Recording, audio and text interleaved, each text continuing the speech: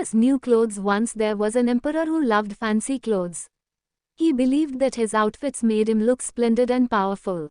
News of his fashion sense spread far and wide, attracting the attention of two clever impostors. These impostors claimed to be extraordinary weavers who could create clothes that were invisible to those who were unworthy or foolish.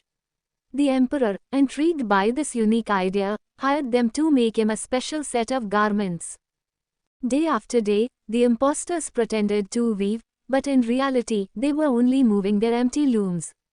They convinced the emperor that the fabric was exceptional, even though it couldn't be seen. Afraid of being seen as unworthy, the emperor played along and praised the non-existent clothes. The impostors announced that the clothes were ready for a grand unveiling. The emperor, his courtiers, and the entire kingdom gathered to witness this extraordinary sight. But when the impostors held up the invisible garments, nobody saw anything.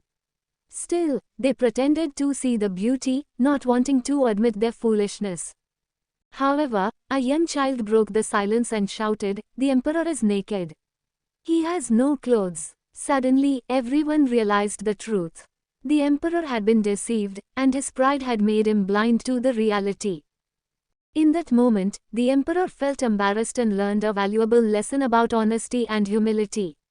He realized that true greatness lies in integrity, not in fancy attire. From that day forward, he ruled with transparency, valuing people for who they truly were, not how they appeared. The tale of the emperor's invisible clothes became a timeless reminder to be honest with ourselves and others. It teaches us to value inner qualities rather than outward appearances, and to embrace authenticity and humility. The moral of the story of the emperor's new clothes is the importance of honesty and humility, reminding us that true greatness lies in our character and actions, not in outward appearances.